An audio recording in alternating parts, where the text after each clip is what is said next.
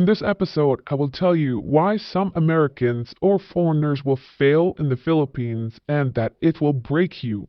It is not for the weak mind or people that need mental help or are not in control of their feelings, emotions, and mental state. The Philippines is a harsh place. If you are coming from America for the first time, visiting the Philippines, it can be a culture shock to the extent where you can have PTSD after.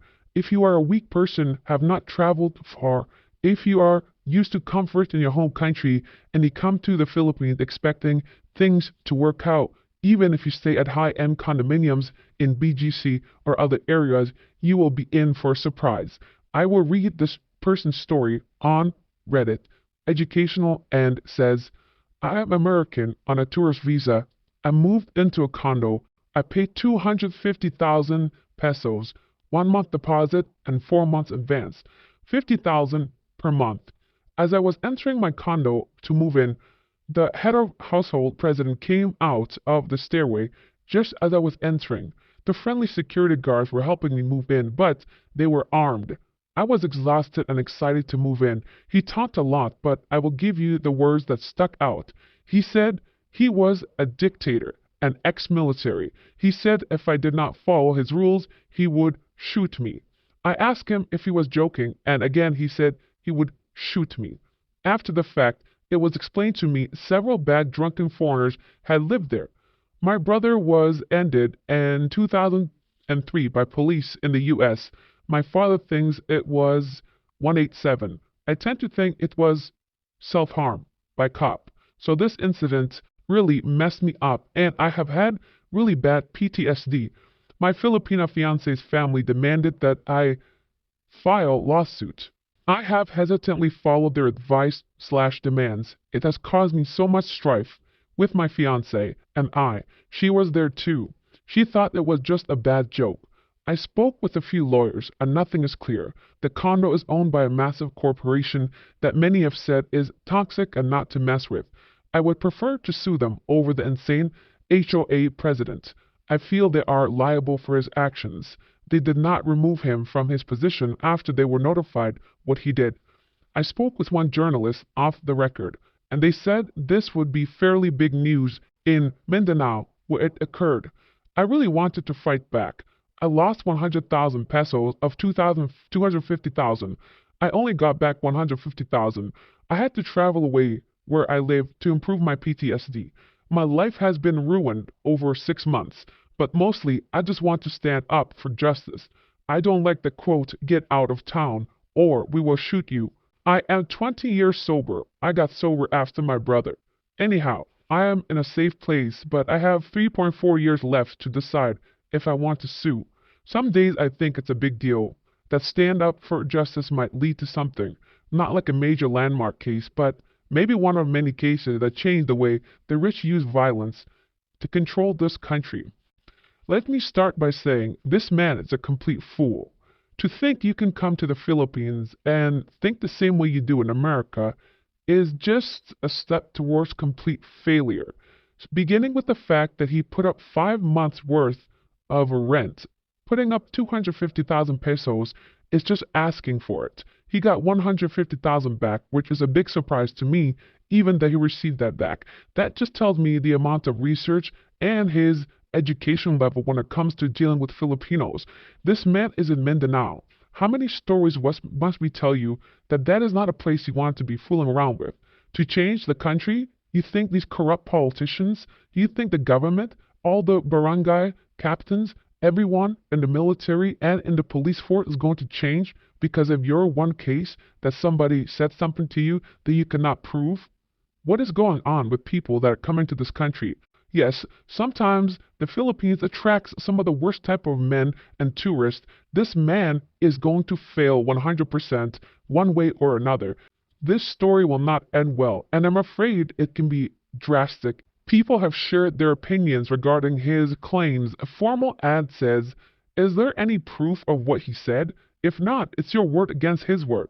In the Philippines, I guess it could be a long, costly, and exhausting process just to turn page, look for another place to live, peace and happy, forget about such assholes. Yes, This man needs to move on. Nothing can be done. I promise you this. This is not your home country. Weglars says, sorry that happened to you. I was robbed at point when I was 19. They put it to my head and to my mouth, sprayed me with pepper spray. It sucked and gave me anxiety for a year. They were never caught and it bugged me, but I promise my life got a lot better when I just decided to let it go and move on. I never got my money back and they were never punished, but I got my sanity back and went back to normal life. Let it go. I promise you will be happy you did. Yes, you must let it go, firstly, for your own happiness, secondly, because nothing will ever happen in the penal land, especially when it simply claims of what a person said. Chris Reddit says, your life will be better if you can find a way to just let it go. Even if you sue and eventually win, that will be potentially years of your life lived under stress and uncertainty and financial drain and stress within your family, and your odds of eventually winning at all might not even be very high, and you will be target of a person who it's unwise to be a target of. You ran into a bad person who said a bad thing and made a bad situation for you.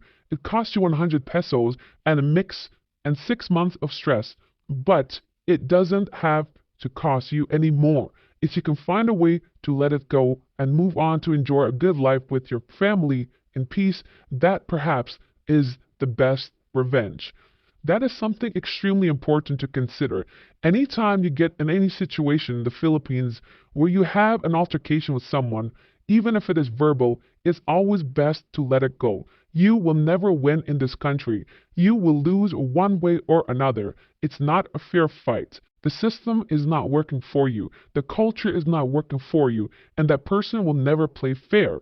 Even if you win in court or in real life, you always have to watch over your shoulder, and this has been proven many times. They do not like to lose face. They are jealous people. They are proud people, and you do not want to be in a situation that can end very badly.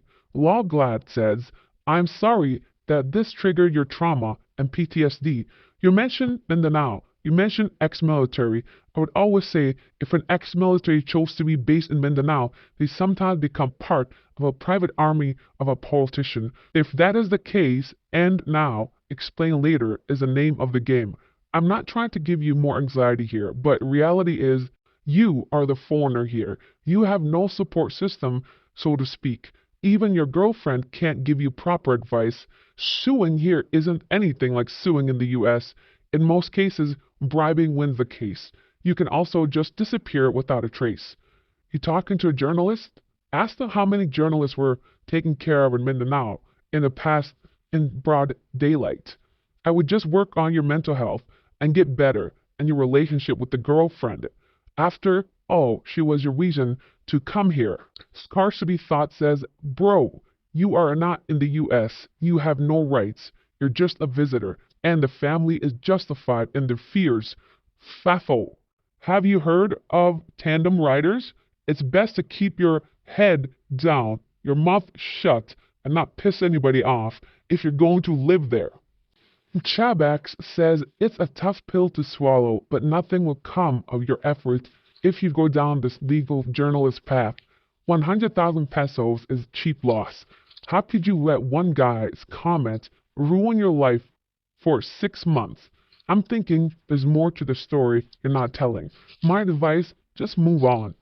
This story could be so much worse. If anything, you are lucky.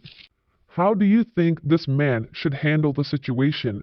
Do you think he should pursue this lawsuit and journalist, or do you think he should simply let it go and move on with his life? I promise you, those who have lived in the Philippines more than 1 month will tell you the best thing this man could do is simply move along. As we all know, nothing good ever comes out of the Pinoy land, especially when it comes to lawyers. If he goes down this path, I promise you the first 2 or 3 lawyers will scam him before someone actually wants to follow this for the next year or 2, if not longer. Nothing will come from this. Tell me your thoughts regarding this specific story. Now it is time to take a look at our catfish of the day. Remember, the catfish is not about how pretty the first girl is, it's about the difference in the photos. How do you go from this to this. Now, time for the best and worst comments of her video yesterday. The best comment is from Amvet.